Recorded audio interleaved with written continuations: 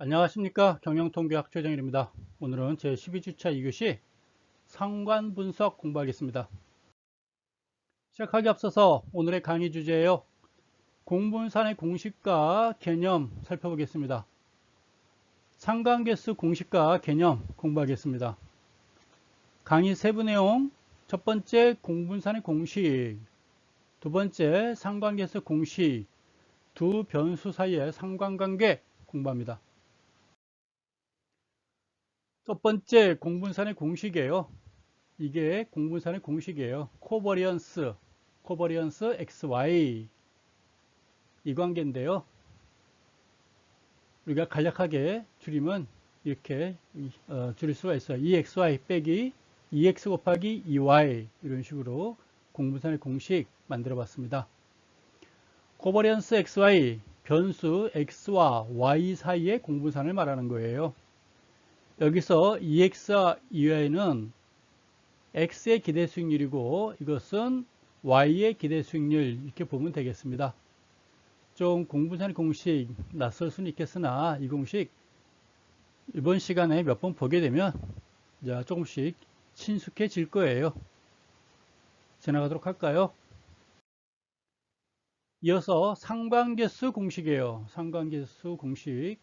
그리고 상관계수를 이렇게 베타계수 이렇게 불러요. 상관계수는 이와 같이 베타계수 뭐 세타 x, 세타 y 그랬는데 이 세타 x는 변수 x의 표준 편차, 세타 y는 변수 y의 표준 편차 이렇게 불러줘요. 따라서 x의 표준 편차, y의 표준 편차 분지 코버런스 xy 앞에서 공부했었죠? 공분산 xy 이렇게도 우리가 간략하게 줄여서 말할 수가 있어요. 세타 x 곱하기 세타 y 분지 세타 xy 그게 바로 상관계수예요. 이 상관계수가 어디서 많이 사용하느냐? 제가 증권업계에서 15년 뭐 펀드 매니저도 했고 애널리스트 했었고 많이 했어요. 이것저것 해봤는데 우리 증권시장에서 특히 많이 사용하는 것 같아요.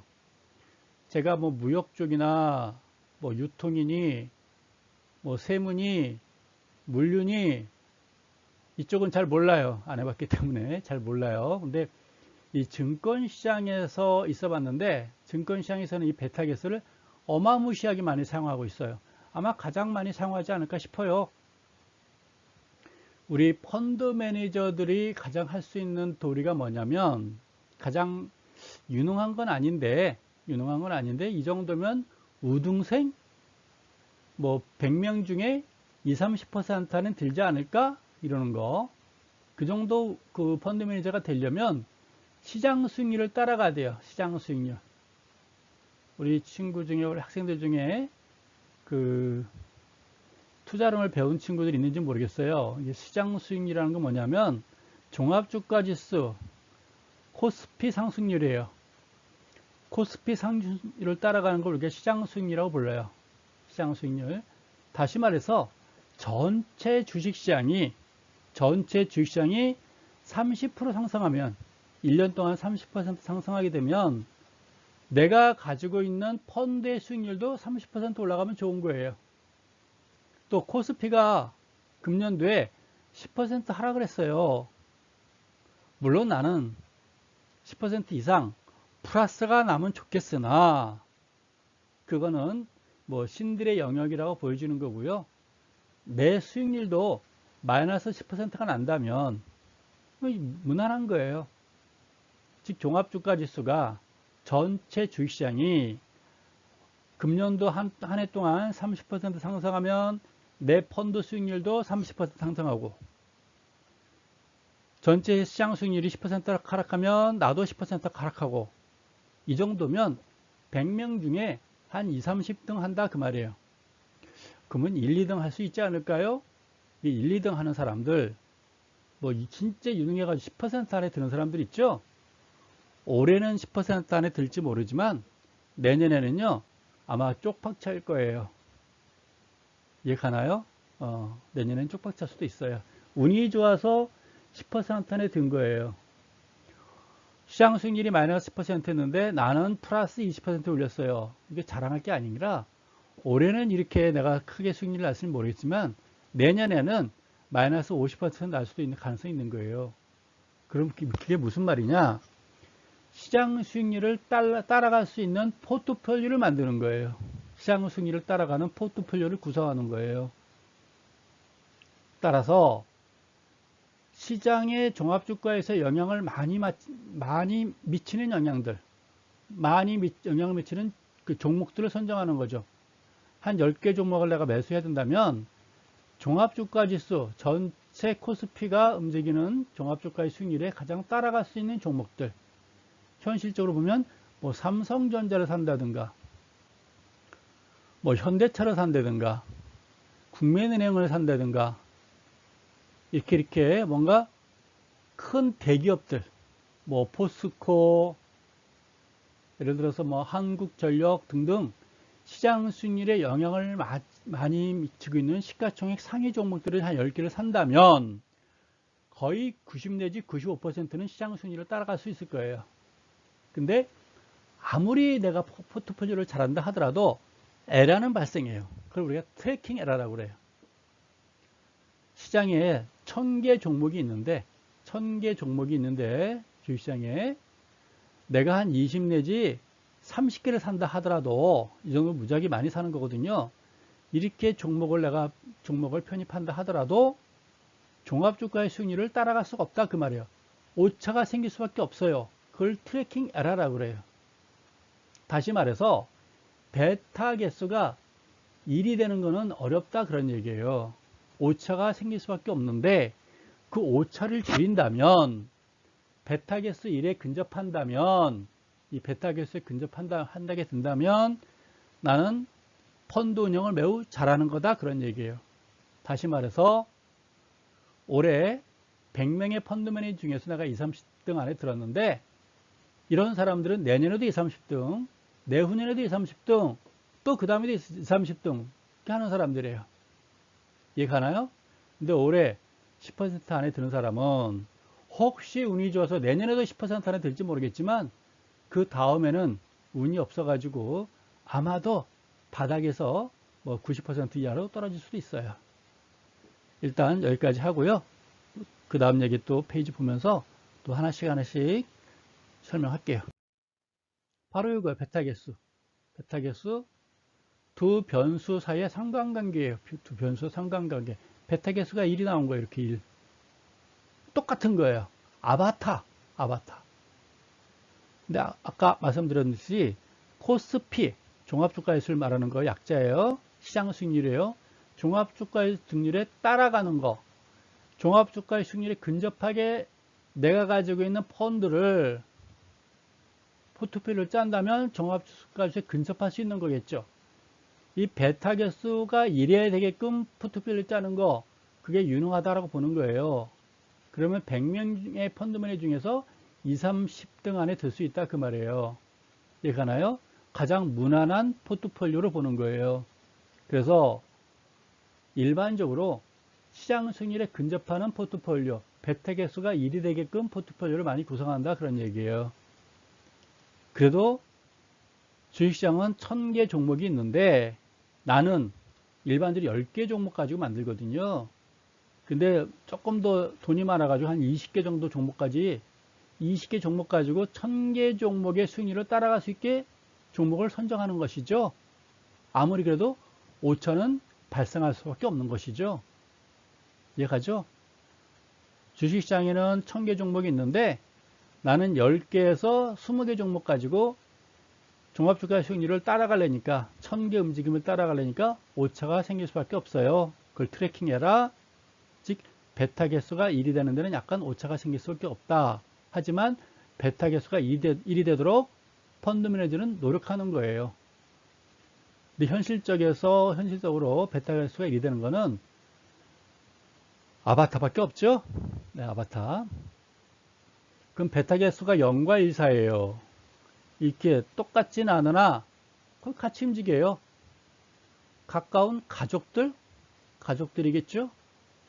또 대한민국 국민들, 한국과 일본이 축구를 했는데 한국이 이겼으면 대부분 많이 여하튼 느끼겠죠. 누구는 더 많이 느낄 수 있고 누구는 조금 느낄 수 있겠으나 전반적인 흐름은 이와같이 우상향하겠죠. 거의 비례관계. 여기에 비슷하게 나타난 거겠죠. 물론 슬퍼하는 사람도 있을지 모르겠어요. 일본을 너무너무 좋아해가지고 그럴 수 있을 수 있겠으나 극소수겠죠. 대한민국 국민들은 감정이 거의 비슷하게 같이 감정을 교류하고 있는 거예요. 한국 축구가 만약에 진다면 슬퍼하겠죠? 그런 거예요. 슬픔과 기쁨을 같이 한다면 일반적으로 이런 현상 보이겠죠. 베타 개수가 0과 1 사이, 즉 플러스 관계를 보이는 거겠죠. 여러분이 장학금을 탄다면 여러분 아버지, 어머니 좋아하겠죠. 뭐 이런 거예요. 근데 여러분 친구는 여러분이 장학금 받았는데 여러분 친구는 왠지 모르게 집에 가다가 술을 마셨다. 왜 그럴까요? 그럼 이 관계는 아니겠죠? 여러분이 남자친구랑 여자친구랑 헤어졌는데 걔는 왜 돌아서서 웃음을 짓고 있을까요? 그럼 이런 관계는 아니겠죠? 이거는 이제 친한 지인의 관계, 우리 가족 관계, 이런 관계들, 우리 대한민국 국민들 이렇게 보면 되겠어요. 아마도 내가 포트폴리오를 구성하게 되면 10개 내지 20개 종목 가지고 포트폴리오를 구성하게 되면 아마도 시장 수익률 종합주까지 따라가려면 이 정도 이런 관계가 아닐까 싶어져요. 근데 우리가 이래 가도록 포트폴리오를 짜는 게 중요한 거예요. 그게 능력이다라고 보는 것입니다. 이해가시죠? 이 관계는 우리가 양의 플러스의 관계예요. 같은 우호적인 관계, 동료의 관계 이렇게 여러분들이 인식하시면 돼요. understand? 베타 개수가 그런 거구나 라고 보시면 됩니다. 또 여기에 대한 설명은 뒷장 가서 하나씩 해드릴게요. 이 베타 개수는 제가 증권업계에 한 15년 있다는 거 말씀드렸죠? 어마무시하게 베타 개수를 많이 사용했거든요. 입에서 달고 살아요. 야, 베타 개수 어떻게 되니? 이렇게 이야기합니다. 또 친구와 친구 사이 놀릴 때 너 최상관계는 베타 개수의 양이냐 음이냐 이렇게 말도 많이 해요. 그러니까 우호적이야 아니면 서로 적대관계야 이야기합니다. 요거는 뭘까요? 요거는 방향이 이쪽이에요 이쪽이에요? 없죠? 그냥 둘이 있으면 방향이 없어요. 이런 거는 0이에요. 0. 여러분이 장학금을 받았어요. 여러분이 이번에 이렇게 장학금 받았는데 제주도 사는 김씨 할아버지는 여러분 장학금 받은 거에 대해서 기쁨이 있을까요? 없을까요? 아무 관계 없어요. 이런 관계예요. 그냥 여러분들이 무관심? 네, 어떤 연예인 스타가 있는데 연예인에 대한 기사가 떴는데 여러분들은 관심을 안 가져요. 무풀? 네, 무관심? 그런 거겠죠. 아무 상관없어요. 여러분이 장학금 받든 헤어지든 뭘 하든 제주도 김씨 아저씨는 아무 상관없어요. 무감각 관계, 영의 관계예요. 방향성이 없는 관계예요. 슬픔을 같이 하는 것도 아니고 기쁨과 슬픔을 같이 하는 게 아니에요. 무관한 관계, 무풀. 얘는요, 앞에서 이거는 플러스 관계라고 그랬잖아요. X가 상승하면 Y도 상승하는데 얘는 이런 관계, 이런 관계. 우상향이 아니라 우하향하는 거죠. X가 증가하면 Y값은 하락하고 있어요. 마이너스 관계예요. 앞에서 했듯이 여러분이 장학금을 받았는데 왜 친구는 집에 가는 도중에 포장마차에서 혼자 소주를 원샷 했을까요? 이런 관계인가 봐요. 여러분이 친구랑 헤어졌는데 왜 친구는 돌아서서 웃음을 짓고 있을까요? 이런 관계죠. 마이너스 관계예요. understand? 이런 관계입니다. 다시 말해서 종합주가지수가 10% 상승했는데 이거는 뭐냐면 여러분이 가지고 있는 펀드는 마이너스 5% 하락하는 경우도 있겠는 거겠죠. 똑같이 10% 하락하게 되면 이거는 마이너스 1이 되는 거예요. 똑같이 정반대로 움직이면. 근데 10% 상승했는데 5% 하락하게 되면 베타 개수는 마이너스 0.5가 되는 거예요. 10% 상승했는데 여러분은 마이너스 3% 하락하게 되면 베타 개수는 마이너스 0.3이 되는 거예요. 이해가시나요? 어쨌거나 이거는 역의 관계예요. 동료가 아니라 어떤 역의 관계 이렇게 보시면 돼요. 내가 주식시장에 투자를 하고 있는데 전체 시장은 상승하는데 왜 내 종목은 내가 가지고 있는 종목은 하락을 할까? 또 전체 시장은 하락하는데 내가 가지고 있는 종목은 혼자 상승이네. 홀로 상승하고 있어요. 그러면 내가 가진 종목은 전체 시장과 베타 개수가 마이너스 음의 관계다라고 보면 되는 거예요. 이해가시죠? 소리는 베타 개수를 물어봐요. 종목도 물어보는 거 하면 직장 동료를 볼 때 물어봐요. 여체는 베타 개수가 양이야 음이야 이렇게 물어보는 경우도 있어요. 이해가시죠? 베타 개수 양과 관계를 우리가 보고 있습니다. 마이너스 1이에요. 아바타인데 진짜 반대로 움직이는 거예요. 여러분이 10% 상승하게 되면 얘는 10% 하락하는 거예요. 똑같이 정반대로 움직이는 거예요. 플러스 20이면 얘는 마이너스 20이 되는 거예요. 아시겠죠? 여러분이 마이너스 15면 얘는 플러스 15가 되는 거예요. 이해가나요? 여러분이 슬플 때 얘는 기쁜 거고 얘가 나는 기쁠 때 얘는 슬픈 거예요. 이해가나요? 정반대로 움직이는 거 마이너스 1의 관계죠. 왼수도 이런 왼수는 없는 거겠죠? 이런 겁니다. 근데 포트폴리오 제일 좋은 거는요. 글쎄 남녀 사이는 모르겠어요. 성격상으로. 근데 주식시장에서는 플러스 1을 요 관계와 요 관계가 만나면 제일 좋아요. 그럼 뭐가 돼요? 수평이 평평해지는 거죠. 이걸 포트폴리오라고 그래요. 서로 상반된 걸 만나게 해서 평평하게 만드는 거. 이걸 우리가 포트폴리오를 구성했다라고 말하는 거예요. 요거는 투자론에서 혹시 여러분 만나게 되면 그때 또 자세하게 설명드릴게요. 시간이 많지 않으니까 지나갈까요? 와, 대박 기업 나왔어요. 이거를 11-1인 거를 제가 확인했거든요. 페이지를 확인하게 되면 321페이지에 있습니다. 페이지 321페이지에 있네요. 대박 기업의 지난 10년간 순이익과 주가 흐름을 가지고 공분상과 상관계수를 구해봅시다. 그런 거예요. 최근 10년 동안에 2000년도부터 2009년도까지 10년 동안 순이익이 상승했죠?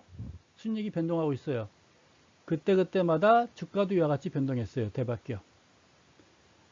2000년도에 5억, 주가는 3,000원. 2001년도에 7억, 3,400원. 2004년도에 8억, 주가 3,500원. 2007년도에 13억, 주가 4,100원. 2009년도에 20억, 주가 4,800원. 자세히 보니까 순이익의 흐름이 있고요. 주가 흐름이 있게 되죠. 두 변수 사이에 순이익이라는 변수와 주가라는 두 변수가 있죠. 두 변수의 공분상과 상관계수를 구해보는 거예요. 이것 또한 상관계수 앞에서 설명했죠. 베타계수. 주식시장에서 어마무시하게 쓰는 거고요. 제가 바로 최근에 논문을 계속 쓰고 있는데 그 논문의 대부분이 베타계수 가지고 쓰고 있어요. 두 변수 사이의 관계를 보는 거예요. 두 변수 사이에. 예를 들어서 앞에서 공부했죠. 경제변수라는 게 뭐가 있죠? 경제변수. 경제변수. 우리나라 시장이 현재 화랑인지 뭐 침체기인지 불경기인지 보려면 경제변수를 따져봐야 돼요. 금리를 봐야 되겠죠. 환율을 봐야 되겠죠. 뭐 GDP 따져봐야 되겠죠. 물가, 인플레이션, 물가 따져봐야 되겠죠. 뭐 국가 정책, 국가 정책, 뭐 이렇게 또 따져봐야겠죠. 돈을 풀고 있는지, 돈을 줄이고 있는지, 유동성 관계를 봐야 되는 거겠죠. 이런 걸 지표를 봐요. 이게 경제 변수들이에요. 따라서 금리와 주가의 관계, 금리 한 20년치 흐름을 쭉 보는 거예요. 또 20년 동안 주가 흐름을 쭉 보는 거예요. 금리가 상승할 때 주가가 올라갔는지 내려갔는지, 금리가 하락할 때 주가가 올라갔는지 내려갔는지 보게 되면 주가와 금리의 관계는 베타 개수가 플러스인지 마이너스인지를 알게 되는 거겠죠. 그러면 올해 금리가 내려가려고 하는데 그럼 주가에는 플러스인지 마이너스인지 이해가나요? 금리 하락하고 있어요. 그럼 주가에는 우호적인지 부정적인지 판단할 수 있는 거잖아요. 또 물가하고 주가 관계를 보는 거예요. 한 20년치 쭉 보면 물가가 상승했을 때 주가가 상승했는지 하락했는지 살펴볼 수 있겠죠? 물가가 또 하락했을 때 주가 상승 하락을 살펴볼 수 있는 거예요. 근데 금년도 또는 내년도에 물가가 하락한다고 그래요. 그럼 내년도 주가가 올라갈지 내려갈지 우리가 미리 어느 정도 예측을 해볼 수 있는 거겠죠. 이해 가나요? 이번엔 또 환율이에요. 환율. 환율이라는 거는 우리 원화와 미국의 달러 가치의 어떤 그 국가 간의 어떤 돈의 가치를 비교하는 게 환율이에요. 환율과 주가를 비교해 보는 거예요. 한 20년치. 환율이 상승할 때 주가가 올라갔는지 내려갔는지, 환율이 내려갈 때 주가가 올라갔는지 내려갔는지 확인해 볼 수 있겠죠? 베타 개수가 플러스면 또 베타 개수가 마이너스면 어떤 건지 알겠죠? 그래서 내년도 환율을 예측해 보는 거예요. 내년도 환율을 예측해 보는 거예요. 내년도 환율을 어떻게 예측하느냐? KD라든가 한국은행에서 예측을 해줘요. 내년도 환율이 올라갈 것 같다, 떨어질 것 같다. 글쎄, 그거를 믿을 수 있어요? 그럼 할 말이 없는 거예요. 거기는 수많은 경제 전문가들이 있으니까 일단 믿어줘야 돼요. 나보다 낫잖아요. 그렇죠? 그래서 내년도 환율이 상승할 것 같다 그러면 주가가 우리가 올라갈지 내려갈지 과거 사례를 보고 우리가 미리 예측을 해볼 수 있는 거예요. 아시겠죠? 그래서 우리가 중요한 거예요. 공분상과 상관계수가 어마무시하게 중요한 거예요. 뭐 다른 데는 모르겠지만 우리 금융시장에서는 매우 중요했다는 거 말씀드려요. 그러면 이 11-1은 뭐예요? 순이익과 주가 간의 관계를 보는 거예요. 순이익이 증가하면 주가에 플러스인지 마이너스인지 확인해 보는 거예요. 일반적으로 순이익과 주가는 서로 우호적인 관계래요. 순이익이 증가하면 주가가 상승한다고 일반적으로 알려져 있어요. 그거를 대박깁을 통해서 한번 확인해 보자라는 것입니다. 이해가시나요? 예. 그게 바로 두 변수, 순이익과 주가라는 두 변수 가지고 공분상 상관계수를 구해보는 거예요. 그 관계를 보는 거예요. 가시죠? 서로 같이 우호적인 관계인지 서로 역의 관계인지를 보는 겁니다. 풀어보도록 하시죠. 풀어보면 2000년도부터 2005년도까지 순이익 공분상 구하려고 하는 거예요. 공분상 공식 앞에서 공분상 공식이 뭐였죠? 공분상 공식이 이거는 공분상 공식이 2의 xy 빼기 2의 x 곱하기 2의 y였지 않았나요? 뭐 기억은 하지 않아도 되는데 앞에 페이지를 한번 슬쩍 보시면 아 이런 공식이 있었구나 라는 걸 여러분들이 아실 거예요. 그래서 지금 이런 걸 구하는 거예요. 기대치를 이렇게 구할 수 있는 것이고 요거는 뭐겠어요? 여기에서 우리가 구할 수 있는 거겠죠. understand?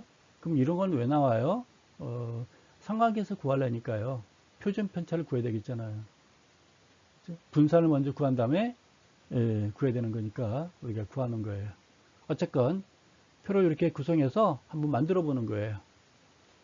여기까지는 우리가 앞에서 주어진 거죠? 앞에서는 주어졌어요. 다음 페이지 2006년 나와요. 너무 서둘지 마세요. 2007년 있고요. 2008년 있고요. 2009년까지 다음 페이지 나올 거니까요. 칸이 좁아서 남겼어요. 순이익과 5억 주가까지는 우리가 페이지에서 주어진 거고요. x제곱 얘 제곱한 거예요. y제곱 얘 제곱한 거예요. xy 얘랑 두 개 곱한 게 이거예요. 언더스탠드? 이게 쭉 구해본 거예요. 여기는 어떻게 했어요? 얘 제곱이 이거고요. 얘 제곱이 이거고요. 얘는요. 이 두 개를 곱한 거예요. 그게 이렇게 나온 거죠. 왜요? 공분상과 상관계수 구하려고 이렇게 하는 거예요. 네. 2006년, 2007년, 2008년, 2009년까지 똑같아요. 순이익, 주가, 얘 곱한 거예요. 얘 곱한 거예요. 얘는요. 요렇게 곱해가지고 요렇게 한 거예요. 언더스탠드? 마찬가지입니다.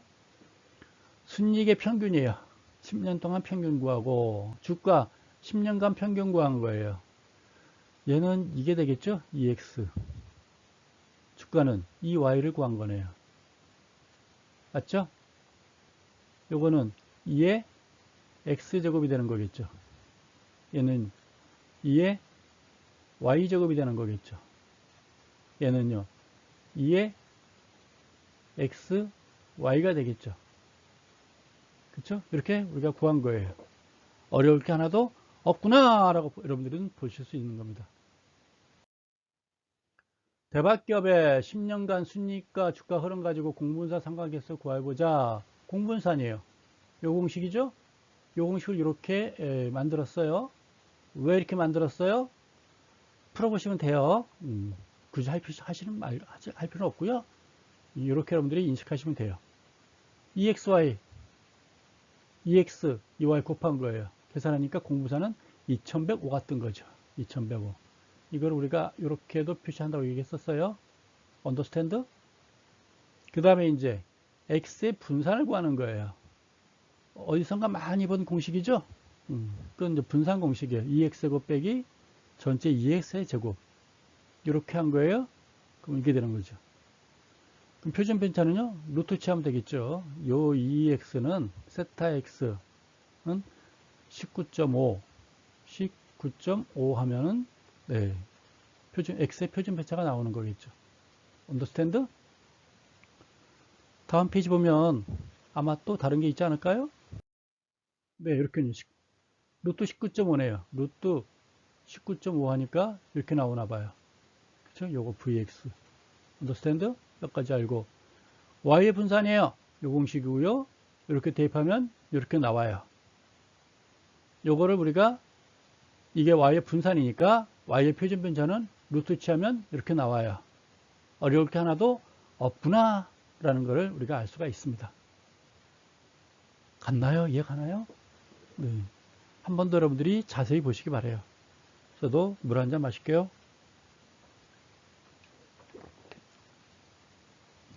커피도 타왔는데요. 1교시 때 다 마셨어요. 2교시 때는 물을 먹고 있습니다. 이제 베타 개수예요. 베타 변수 공식이에요. 구했잖아요. 요거 앞에서 4.36 구했잖아요. 얘는요. 분산 구해서 표준 편차 구했잖아요. 그렇죠? 이거는요. 앞에서 구했잖아요. 요거 구한 거 기억이 아니 날까요? 요거였지 않았나요? 요거 빼기 요거 앞에서 한번 했었죠? 요걸 거예요. 2105 그러니까 0.9706. 다시 말해서 베타 개수가 0.9706이라 하면 앞에서 그래프로 봤죠? 베타 개수는 마이너스 1보다 크거나 같고 1보다 작거나 같아요. 1에 근접할수록 아바타고 얘는 음의 관계예요. 베타 개수가 0은 뭐라고 그랬어요? 무관한 관계예요. 아무 관계 없어요. 여러분들이 기쁘나 슬프나 제주도 사는 김영감 김할아버지는 아무 상관없다 그 말이에요. 그렇죠? 이런 관계예요. 근데 0.9706은 거의 1에 가까운 거예요. 따라서 대박기업은 순이익을 예측하게 되면 주가를 예측하는 거예요. 같이 움직여요. 올해 순이익이 예상이 되면 좋아질 거로 예상이 되면 내년도도 돈을 많이 벌 거로 예상되면 주가도 같이 올라갈 거다. 그렇죠? 그럼 우리가 미리 주식을 사면 되는 거예요. 대박기업이 내년에는 좀 손실을 볼 것 같다. 마이너스가 나올 것 같다. 그러면 여러분들은 굳이 살 필요 없겠죠. 바로 그겁니다. 그래서 대박기업은 순이익과 주가 간의 흐름이 거의 1에 가까워요. 0.9706이에요. 현실적으로 이런 건 없으나 현실적으로는 제가 이렇게 만들어 본 거예요. 현실적으로 힘들어요. 그겁니다. 이번에는 엑셀을 활용해서 직접 구해보는 거예요. 엑셀 활용해서 앞에서 뭐 x제곱, y제곱 했는데 좀 현실성이 없었잖아요. 여러분들 직접 두드리기 힘들잖아요. 엑셀로 해보는 거예요. 엑셀로. 우리가 여기까지는 앞에서 표를 주어졌죠? 여기까지는 표를 주어지지 않았나요? 여기까지는 주어진 거죠? 예. 그럼 하나씩 구해보죠. 합계를 구하고 평균을 구하면 되고 합계를 구하고 평균을 구하게 되고 합계 귀찮으면 빼면 되고 평균만 구해도 돼요. 합계는 sum, average x제곱, y제곱, x 곱하기 y 그쵸? x의 분산, x의 표준 편차, y의 분산, y의 표준 편차, 공분산. 네. 얘는 상관계수 이렇게 구하는 거예요. 그 추정하고 가설검정까지 통계하게 된 기본 개념은 갖춘 거고요. 지금부터 배우는 상관계수, 공부산 이런 것들은 우리가 논문 쓸 때 자료를 만들 때 이제 실증 분석에서 사용되는 것들이에요. 실증 분석에서. 이해가시나요? 실증 분석에서 사용되는 것들입니다. 뭐 다음 시간에 배우는 게 이제 회계 분석이라고 있어요. 회계 분석. 여러분 책으로 따지면 12장이죠. 회계 분석. 이 상관계수, 상관관계하고 회계 분석은 우리가 논문에서 실증 분석 때 쓰는 거예요. 다시 말해서 추정과 가설 검증이 맞는지 틀리는지 그 두 변수 간의 관계를 상관계수하고 회계 분석을 통해서 보는 거다 그 말이에요. 언더스탠드? 한번 살펴보도록 하죠. x제곱 평균을 구했네요. 평균 구했고 구했어요. 이건 뭐 에버리지 하면 되잖아요. 여기 썸 하면 되는 거. 어려운 게 없겠죠? 뭐 x제곱 y제곱 하나만 구한 다음에 드르륵 하면 구해지잖아요. 그 다음에 이렇게 구하면 되겠죠. 가시죠? x제곱 y제곱 xy 이렇게 하나 계산한 다음에 드르륵 드르륵 드르륵 하면 다 구해지는 거예요. 요거는요. 옆에 놓고 드르륵 옆에 놓고 드르륵 하면 합계도 구해지고 평균도 구해지는 거예요. 어려울 게 전혀 없구나 라고 여러분들이 보시면 되겠습니다. 그쵸? 그 다음에 이제 예. 네. 이 공간이 하나 붕 떴어요. 보도록 하시죠. 한꺼번에 확 나가네요. VX는 어떻게 계산했었나요? VX 앞에서 했었는데 D13이 뭐죠? D13 이건가요? 요거 빼기 D13 빼기 B13의 제곱했네요. VX는 자세히 보니까 2의 X제곱 빼기 2X의 전체 제곱했구나 라는 걸 알 수 있겠죠? 그래서 구한 거예요. 거기에 이제 이게 SQRT 하면 루트치 한 거예요. 여기 루트치 하면 이게 나올 거예요. 언더스탠드? 마찬가지예요. 네. 얘는 얘한테 루트치 한 거예요. 얘는 얘를 루트치 한 거예요. 어려울 게 전혀 없겠죠? 얘는 어떻게 구했냐고요? VY는요? 2의 y제곱 빼기 2의 y의 전체 제곱을 해서 구한 거겠죠. 2y제곱은 여기 있었어요. 그쵸? 여기 빼기 여기에 제곱한 거겠죠. 그쵸? 그래서 구해진 거예요. 얘는. 거기에 루트 치면 이게 되는 거고요. 언더스탠드? 어렵지 않게 구해봤어요. 다음 또 뭐가 있을까요? 공분산이에요. 공분산 공식을 해본 겁니다. 공분산 공식을 구해봤어요. 공분산 공식이 뭐였나요? 여러분들은 알고 계시죠? 공분산 공식 여러분들은 아니까 패스할까요? F13이 뭘까요? 요거네요. F13이 2XY였어요. 빼기 2X 2Y인가요? 네. 빼기 2X 곱하기 2Y인가 봐요. 그렇죠? 네. 그게 바로 이제 공분산 공식 여기에 나온 건가 봐요. 이렇게. 언더스탠드? 그렇게 식을 써놨어요. 2105가 나왔네요. 이제 베타 개수를 구하는 거예요. 베타 개수 공식은 아시죠? 이거 곱하기 이거 분지 이거잖아요. 베타 개수는 요거 이거였죠? 맞아요? 이거죠. 요거는 요거 분지 요거 곱하고 밑에는 얘는 요거 집어넣으면 되겠죠? 0.970608 나오더라 라는 걸 우리가 알 수가 있겠습니다. 어려울 게 전혀 없었어요. 앞에서 여러분들이 직접 하려면 좀 힘들었겠으나 이와 같이 엑셀 통해서 하다 보니까 쉽게 구할 수 있죠. 어려움이 없었습니다. 이걸로 끝나면 또 재미없어요. 이걸로 끝나면 재미없고요. 이 관계를 한번 우리가 그래프에서 타점을 한번 살펴볼게요. 이 관계를.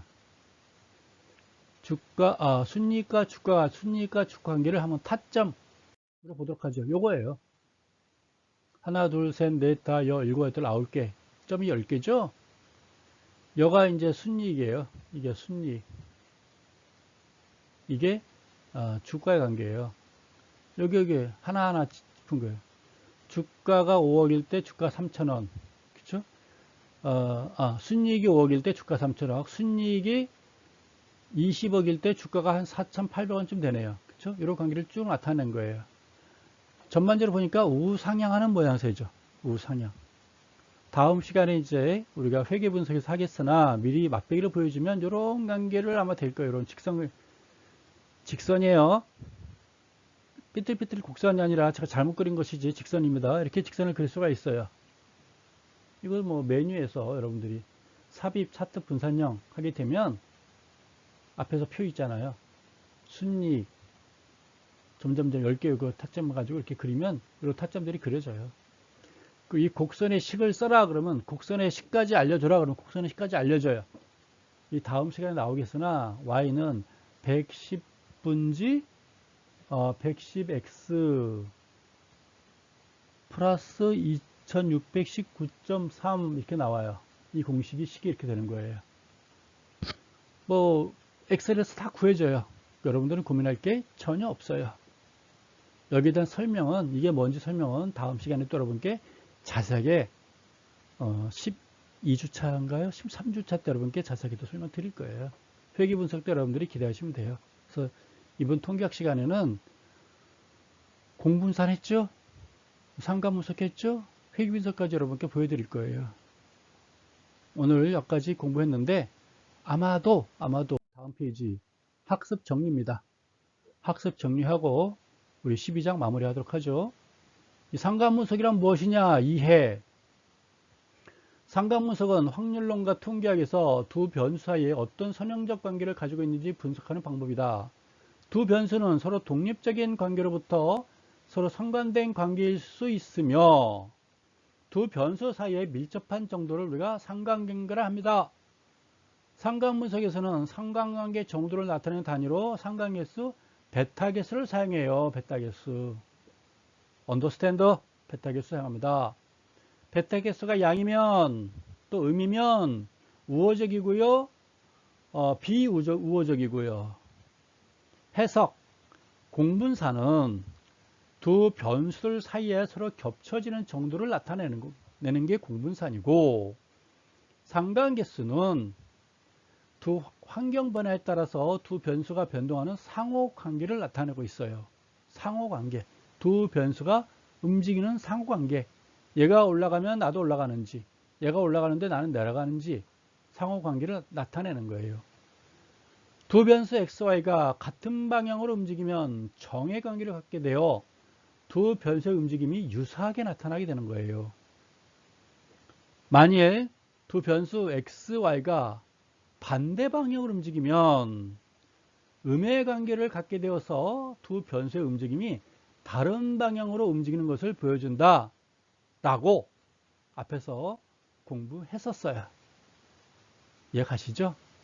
네, 그래서 다시 말해서 이 베타 계수 우리 금융시장 제가 있었던 주식시장에서 특히 많이 사용했었다. 베타 계수. 그래서 이번 시간 베타 계수 상관관계 나와가지고요. 제가 너무너무 행복해요. 왜? 예전에 어마무시하게 많이 사용을 했었거든요. 여러분들한테도 아마 베타 계수가 매우 중요할 거예요. 두 변수 사이에, 두 친구 사이에 베타 계수가 1에 가까울수록 친한 친구 사이고 베타 계수가 음의 관계라면 안 좋은 관계죠. 가까이 하면 안 되는 사이예요. 여러분이 장학금 받았을 때 이 친구가 왜 그 다음날 만났는데 눈이 퉁퉁 부어서 나타났는지 그쵸? 그 다음날 만났는데 왜 해장국 사달라고 하는지 이해가겠어요? 그러면 좀 조심해야 되겠죠. 그런 겁니다. 그래서 이번 시간 베타계수 공부했고 다음 시간은 회계분석 여러분께 공부할 거고요. 이해가시죠? 그리고 이 베타계수는 주식시장에서 펀드 매니저들이 자기 펀드 만들 때, 펀드 결성할 때 전체 시장 수익률 베타계수를 1로 만들기 위해서 많이 노력을 하고 있다라고 보는 것입니다. 전체 시장은 1000개 종목이 있는데 내가 펀드에 집어넣을 수 있는 종목은 최대 20개 종목이라면 20개 종목 가지고 1000개 종목의 움직임을 따라가야 돼요. 이해가시죠? 그래서 포트폴리오를 구성할 때 구성을 잘해야 돼요. 시장 수익률에 영향을 많이 미치는 것들, 그리고 또 하나 뭐가 있냐면 코로나19로 인해 가지고 주가가 상승하는 종목이 있는가 하면 코로나19로 인해 가지고 주가가 하락하는 종목이 있겠죠. 서로 상반된 것들이에요. 이렇게 묶어줘야 돼요. 그래야 포트폴리오를 잘한 거예요. 전부 다 코로나 때문에 상승하는 것만 있잖아요. 그럼 어떻게 되세요? 코로나 끝나면 다 같이 폭락할 거 아니에요. 그럼 안 된다 그 말이에요. 그래서 포트폴리오는 항상 이렇게 수평을 유지하도록 만들어줘야 돼요. 전쟁이 나든 지진이 나든 뭐 코로나가 일어나든 항상 내가 가지고 있는 그 포트폴리오는 항상 일정하게 유지하도록 노력하는 게 잘된 포트폴리오예요. 이해 가시나요? 여기까지 하고요. 여러분들 오늘 이 시간 고생 많이 하셨고요. 수고 많이 하셨습니다.